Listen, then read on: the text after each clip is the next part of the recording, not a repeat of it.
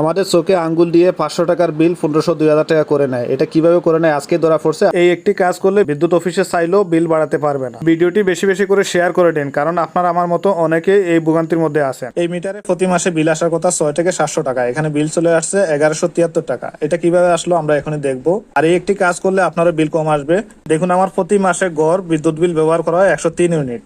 এখানে চলে আসছে 2870 থেকে 2700 বাদ দেওয়ার পর এখানে 170 ইউনিট। যেখানে 100 ইউনিট আসার কথা এখানে চলে আসছে 170 ইউনিট, মানে 70 ইউনিট বেশি। এটা কিভাবে আসলো আমরা এখানে দেখতেছি। দেখুন তারা কিভাবে আমাদের চোখে আঙ্গুল দিয়ে বিলগুলো বাড়িয়ে নিচ্ছে।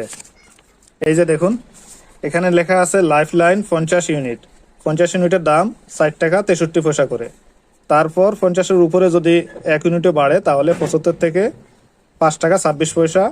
আর 75 থেকে যদি 76-এ আসে, 76 থেকে 200 পর্যন্ত আপনার 60 টাকা 20 পয়সা। আরও যদি 1 টাকা বেড়ে যায় তাহলে 60 টাকা 59 পয়সা। এরকম এই যে সিরিয়ালটা এখানে দেওয়া আছে দেখতে পাচ্ছেন। তো তারা কি করে আমি দেখাচ্ছি আপনাদেরকে। তো তারা প্রতি মাসে যে সময় রিডিং লিখতে আসে, দেখবেন আপনার যদি আসে 50 ইউনিট, তারা দিবে 40 ইউনিট।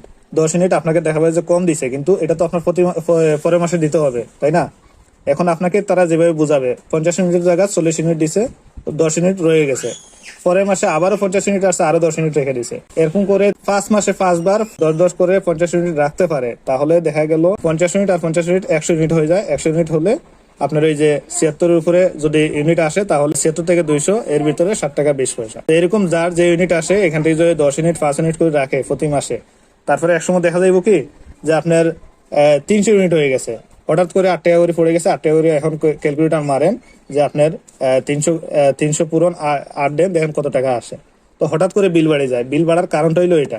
তো আমরা যেটা করব, প্রতি মাসে যে সময় রিডিং লিখতে আসবে, ওনাকে আমরা বলে দিব যে আমার প্রতি মাসে যে বিলটা আসে, মানে যে ইউনিটটা আসে এটাই নিবেন, বেশি নেওয়ার দরকার নেই, কমও নেওয়ার দরকার নেই। এটা ফ্যামিলির সবাইকে জানিয়ে দিবেন, আপনি না থাকলে ওরা যাতে ওটা বলে দিতে পারে।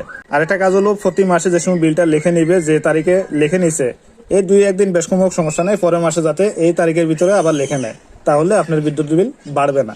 আর আপনি তাদের অফিসে যেয়ে কোনো লাভ নাই, আপনাকে তারা কমায় দিবে, আবার পরে 2 মাস পরে 1 মাস পরে আবার বাড়িয়ে দিবে, কারণ মিটারে যে লেখাটা আছে এটাই আপনাকে আবার দিয়ে দিবে। এরকম নতুন নতুন ভিডিও পেতে পেজটি ফলো করে রাখুন।